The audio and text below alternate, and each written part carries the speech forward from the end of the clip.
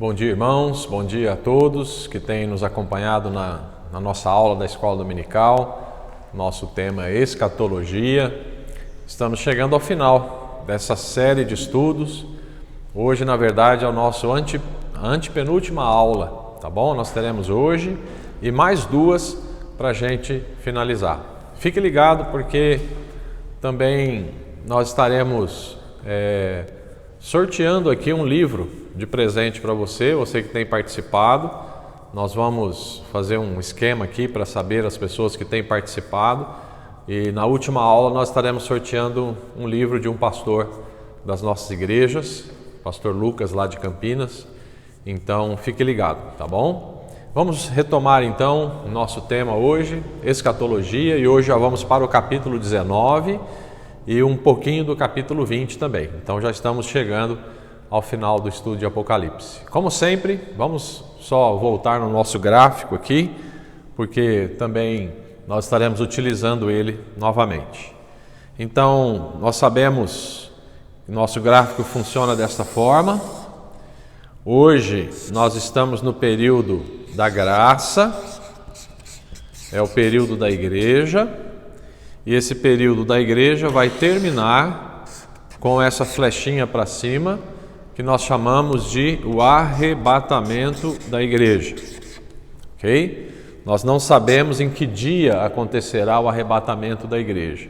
Se você quiser uma referência sobre como vai se dar o arrebatamento, a referência é 1 Tessalonicenses 4, ok? Versos 13 a 18. Essa é a referência do arrebatamento. Aí nós já falamos sobre tudo que vai acontecer nesta semana chamada tribulação, ok? Nós sabemos que a semana da tribulação, ela vai durar 7 anos, mas ela é dividida em duas partes, 3 anos e meio, 3 anos e meio, ok? 3 anos e meio.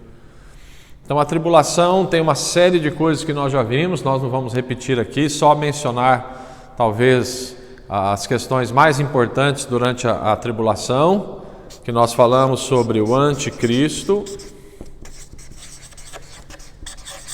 também falamos sobre o falso profeta. Na tribulação também nós temos o ministério dos 144 mil judeus que vão testemunhar. Nós temos também, foi falado sobre as duas testemunhas que estarão aparecendo aqui na primeira parte. E nós vimos que a tribulação toda se desenvolve em termos de selos. São 7 selos. Depois do último selo ele subdivide-se em 7 trombetas. E a última aula nós vimos as 7 taças da ira de Deus. Todos esses selos, trombetas e taças é uma forma de Deus ir revelando as catástrofes, o juízo da ira de Deus vai se desenvolvendo. Então até aqui nós vimos que vai se abrindo selos, trombetas e taças, e nós estamos nos aproximando do final da tribulação. Semana passada nós falamos no capítulo 18 sobre a queda da Babilônia. Esse foi o nosso tema, a queda da Babilônia. A Babilônia que representava o sistema deste mundo.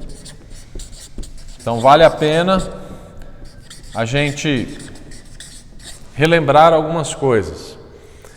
A Bíblia diz que um dia esse sistema mundano, globalizado, ele vai cair. Será o sistema do anticristo. O problema é que hoje nós já em 2020 estamos vendo o início e a preparação de toda essa estrutura, né, do mundo globalizado e do mundo que servirá ao anticristo. Só alguns detalhes. A Bíblia fala sobre as pessoas durante a tribulação precisando de um sinal da besta para poder ir ao mercado, comprar comida, para poder fazer tudo que o ser humano faz, vai precisar de uma marca da besta. Então já está ficando cada vez mais claro que essa marca da besta é um chip que vai ser implantado na pele, ou na mão, ou na testa, e assim as pessoas não precisarão mais de papel moeda, dinheiro, não precisarão nem mais do cartão, né, para fazer as suas compras e as suas negociações. Em função dessa pandemia que nós estamos vivendo, nós já temos ouvido sugestões de líderes mundiais para se extirpar, acabar com o dinheiro, com o papel moeda. Isso é uma verdade, tá? Outra questão que nós vimos, fruto dessa pandemia, é que o mundo está querendo um grande libertador, um líder político que venha resolver os problemas da economia, os problemas, né, da enfermidade, saúde. Nós sabemos que ao passar por esse momento que nós estamos passando, já todos os economistas do mundo preveem uma queda mundial, né, da produção, na economia. O que eu quero dizer, amados, é que esse estado de coisas, ele justamente prepara para que surja um grande líder. Assim foi na Alemanha, né, quando surgiu Hitler, por exemplo. A Alemanha estava num caos econômico, as pessoas passavam fome, o dinheiro não valia nada. De repente surge um homem lá, líder de um partido, e ele consegue restaurar economicamente a Alemanha, e nós sabemos o que Hitler, né, em que Hitler virou, né, virou um dos líderes mais mortíferos, né, terríveis de toda a humanidade. Então, amados, esse é o alerta, tá? O mundo, nosso mundo hoje já está se preparando. Aí talvez você se pergunte, e aí, o que nós podemos fazer? Na verdade, nós não temos muito o que fazer, mas quando o anticristo surgir, as pessoas que ficarem na face da terra precisarão estar de acordo com esse sistema, senão não viverão. E é por isso que virá o testemunho dos 144 mil e muitas pessoas vão se converter durante a tribulação. E aí nós chegamos no capítulo de hoje. Hoje nós estamos falando sobre o capítulo 19, tá? Então eu quero que você abra a sua Bíblia aí, porque nós vamos ver que chegando ao final da tribulação, aqui está o nosso estudo de hoje, o capítulo 19. Vamos entender algumas coisas aqui. Então, por favor, abra a sua Bíblia aí, você que tem nos acompanhado, em Apocalipse 19. E nós vamos ler vamos ter que ler aí vários versículos até o versículo 6. Apocalipse 19, versículo 1 em diante. E depois destas coisas, ouvi no céu uma grande voz de uma grande multidão, que dizia: Aleluia! A salvação e a glória e a honra e o poder pertencem ao Senhor nosso Deus. Porque verdadeiros e justos são os seus juízos, pois julgou a grande prostituta, que havia corrompido a terra com sua fornicação, e das mãos dela vingou o sangue dos seus servos. Então, novamente, João está vendo, está tendo uma visão do trono, dos céus, tá? Então, aqui nós vamos ver que o capítulo 19 se desenvolve aqui no céu. João teve várias visões sobre o que estava acontecendo na terra. Agora João tem uma visão sobre o que está acontecendo no céu. Ok? Esse é o capítulo 19. E ele viu então uma multidão que chegou diante do trono. Versículo 3. E outra vez disseram aleluia, e a fumaça dela sobe para todo sempre. Essa multidão, que nós sabemos que são os salvos, estavam perante o Senhor, festejando a queda desse mundo.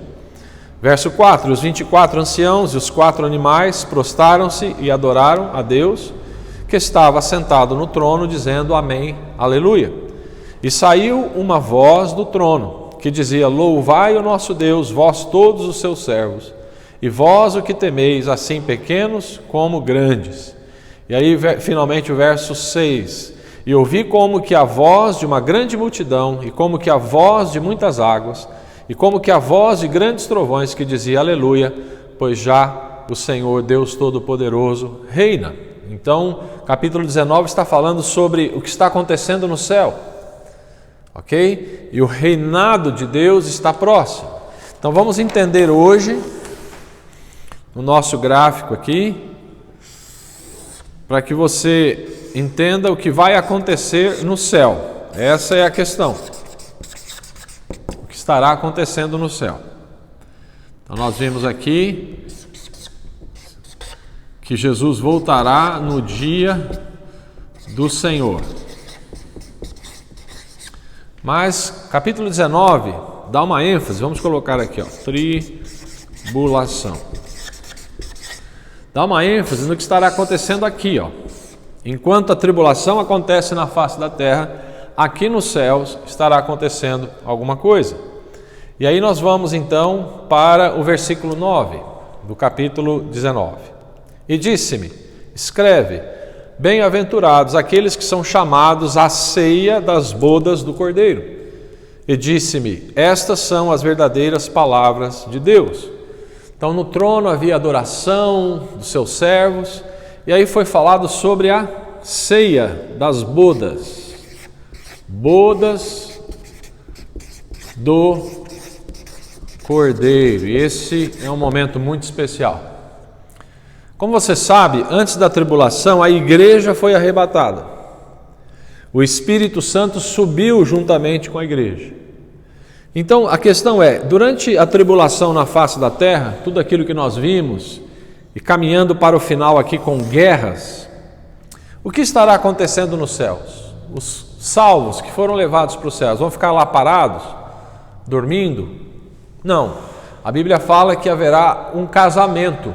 Olha que maravilha, porque na verdade a Bíblia diz que a verdadeira igreja de Deus, ela é a noiva. Eu insisto em dizer, nós precisamos cuidar da nossa fé, você precisa cuidar muito bem daquilo que você crê, porque nem todos que são membros de igrejas cristãs hoje fazem parte da verdadeira igreja de Deus. E só a verdadeira igreja será arrebatada, levada ao céu. Só a verdadeira noiva. Talvez você fique se questionando, mas como é possível alguém, estar na igreja e não ser salvo? Sim, porque a pessoa não entendeu o Evangelho, não entregou o seu coração de verdade. E aqui, nas bodas do Cordeiro, é o casamento da noiva com Cristo. E no sistema judaico, o casamento se desenvolvia da seguinte forma. No dia do casamento, na verdade, a celebração durava uma semana.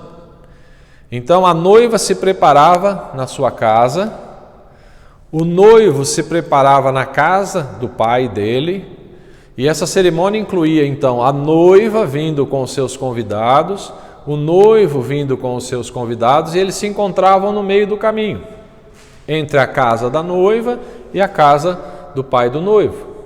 E quando eles se encontravam no meio do caminho, o noivo levava a sua noiva para a casa do seu pai. É exatamente o que vai acontecer com o arrebatamento.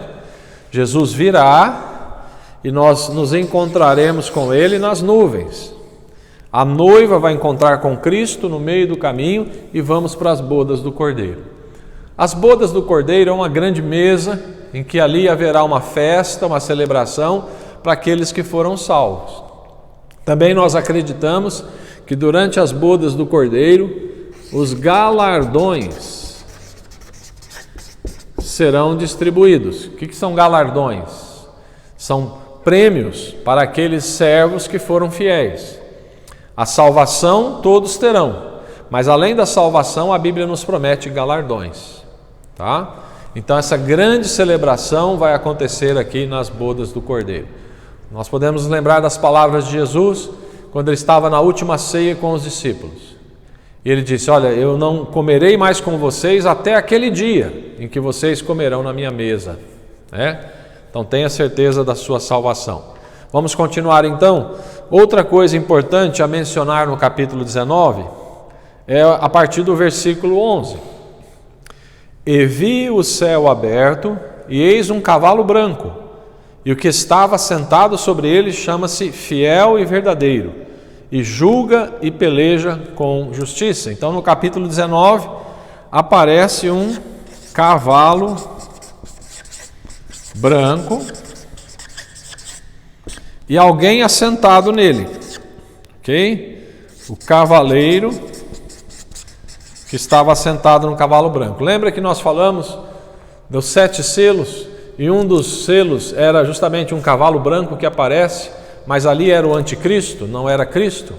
Mas este cavalo branco agora, com o seu cavaleiro, é a aparição, a vinda de Jesus. E diz que ele veio para julgar e pelejar com justiça. E nós sabemos que esse cavaleiro é Jesus, porque João começa a descrevê-lo no versículo 12. E os seus olhos eram como chama de fogo, e sobre a sua cabeça havia muitos diademas, e tinha um nome escrito que ninguém sabia senão ele mesmo. E estava vestido de veste tingida em sangue, e o nome pelo qual se chama é a Palavra de Deus. Essa descrição desse cavaleiro nos lembra o quê? O capítulo 1. Capítulo 1 de Apocalipse, quando João tem a visão de Jesus e vê praticamente a mesma pessoa. Mas esse cavaleiro, então, Jesus vem para guerrear. O que está acontecendo é que as bodas do Cordeiro acontecem, mas agora vem e aparece o cavaleiro branco, que é Jesus voltando no dia do Senhor para uma grande peleja. Essa guerra, nós vamos ver, se dará contra o anticristo, o falso profeta. Vamos ver aqui, versículo 14 e 15. E seguiam-nos os exércitos no céu, em cavalos brancos e vestidos de linho fino, branco e puro. E da sua boca saía uma espada aguda, para ferir com ela as nações. E ele as regerá com vara de ferro. E ele mesmo é o que pisa o lagar do vinho do furor da ira do Deus Todo-Poderoso. E o manto e a sua coxa tem escrito esse nome: Rei dos Reis, Senhor dos Senhores. Então nós temos aqui uma grande batalha, né? E a descrição dessa grande batalha ela é terrível, porque diz no verso 17, diz que um anjo veio e conclamou, né, o exército de Deus. E o verso 18 diz: para que comais a carne dos reis, e a carne dos tribunos, e a carne dos fortes, e a carne dos cavalos, e dos que sobre eles se assentam, e a carne de todos os homens, livres e servos, pequenos e grandes. Aí diz, verso 19: e vi a besta e os reis da terra, seus exércitos reunidos, para fazerem guerra àquele que estava assentado sobre o cavalo e sobre o seu exército. Então aqui aparece, no finalzinho da tribulação, a besta, falso profeta e os seus seguidores para guerrear contra Cristo. Esta guerra, no final da tribulação, chama-se a Batalha do Armagedon. Batalha do Armagedon. Essa batalha vai acontecer quando Cristo voltar e pisar na face da terra e guerrear. O interessante é que Jesus virá com o seu exército. E o exército que vai acompanhar Jesus é o exército dos santos. Tá? Então, no capítulo 19, está falando finalmente sobre a queda da besta, do falso profeta, dos seus seguidores. Essa batalha do Armagedon vai finalizar o período da tribulação. E agora nós vamos para o capítulo 20, para ler alguns versos do capítulo 20, para a gente ir avançando um pouco, tá bom? Então, o que nós temos até aqui? A igreja é arrebatada, passa pelas bodas do Cordeiro, uma grande festa de casamento. Na terra, a tribulação e tudo aquilo que nós já mencionamos, as catástrofes e etc. Mas tudo isso termina com Jesus vindo e guerreando contra a besta, o falso profeta, na batalha do Armagedon. Ok? Então vamos para o capítulo 20 e vamos ver alguns versículos aqui apenas. Versículo 1 em diante. E vi descer do céu um anjo que tinha a chave do abismo e uma grande cadeia na sua mão. ele prendeu o dragão, a antiga serpente, que é o diabo e Satanás, e amarrou-o por 1000 anos. E lançou-o no abismo, e ali o encerrou, e pôs selo sobre ele, para que não mais engane as nações, até que os 1000 anos se acabem, e depois importa que seja solto por um pouco de tempo. Então aqui nós já entramos num outro período, avançando aqui para o final, tá? Só para fazer um gráfico hoje, uma última vez, o que é que o capítulo 20 está dizendo? Então a coisa fica assim. Vamos fazer tudo isso aqui. Arrebatamento da igreja no final do período da graça. Aqui em cima, as bodas do Cordeiro. No final da tribulação, nós temos a volta de Cristo no dia do Senhor. Quando acontece aqui no final da tribulação, aquilo que nós chamamos a batalha de Armagedon. Talvez você se pergunte por que Armagedon. Se você for em Israel, no meio do país existe um grande vale chamado Armagedon, ok? E essa grande batalha das nações contra o Senhor Jesus, uma grande parte dela vai acontecer nesse grande vale em Israel. As nações virão e Jesus vai estar lá com o seu exército e haverá uma grande guerra naquele vale do Armagedon, e ali muito sangue será derramado, porque Cristo governará ou lutará contra as nações, porque as nações estão vindo a mando do anticristo para exterminar Israel. E essa é a grande questão. Desde o início que Deus chama Abraão, o diabo, o dragão, a serpente, faz de tudo para exterminar Israel. Então, ao longo da história, nós tivemos alguns tipos do anticristo. O que é um tipo? É uma pessoa que, nas suas características, ela acaba imitando totalmente o que vai acontecer lá no futuro. Assim como nós temos, biblicamente falando, alguns personagens bíblicos que foram um tipo de Cristo, ou seja, na vida desses homens nós podemos ver algumas características de Cristo. Na vida de alguns outros homens também na história, nós vimos um tipo do anticristo. Hitler foi um deles, tentou exterminar Israel. Países árabes até hoje estão tentando exterminar Israel, e o anticristo vai tentar exterminar Israel.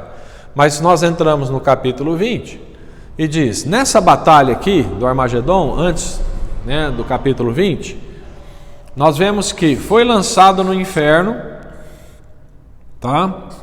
Lugar chamado Hades, o falso profeta, o anticristo e todos os seus seguidores. Então aqui no capítulo 19 ainda isso acontece. Todos eles são lançados aqui no inferno. No capítulo 20 diz que aparece o Senhor, vi descer do céu um anjo que tinha a chave do abismo, e esse anjo prende o dragão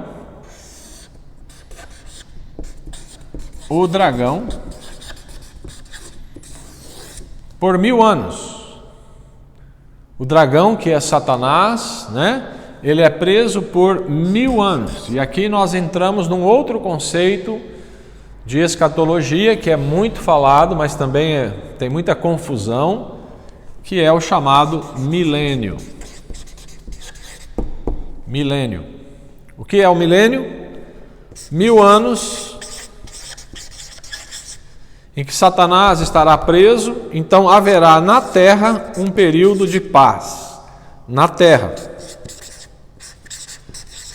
Algumas seitas religiosas fazem uma confusão a respeito do milênio. Por exemplo, os testemunhos de Jeová, eles falam que chegará um tempo que os 144 mil justos viverão na terra com a paz. Eles não acreditam nada disso no arrebatamento da igreja, nada disso. Mas eles se referem a um período de paz na terra, só que na concepção dos testemunhos de Jeová serão eles, mas um grupo reduzido de apenas 144 mil testemunhos de Jeová. Então eles fazem uma confusão nesse quadro escatológico. O que vai acontecer aqui de verdade? Jesus volta, guerreia e Jesus começa a governar na face da terra. O diabo está preso e Jesus governa. Então aqui sim, nós temos o governo de Jesus na face da terra. E ele vai governar da cidade de Jerusalém. Então é muito importante que vocês saibam que quando Cristo voltar, guerrear e começar a governar, o centro do mundo será a cidade de Jerusalém. Hoje os grandes centros são,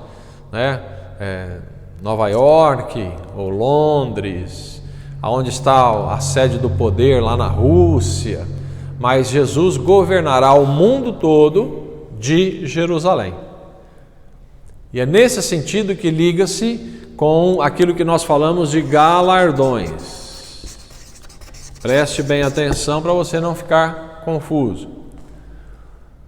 Durante as bodas do Cordeiro, os cristãos vão receber galardões. Então acredita-se que quando os cristãos voltarem com Jesus, esses galardões vão definir aqueles que reinarão com Cristo no milênio.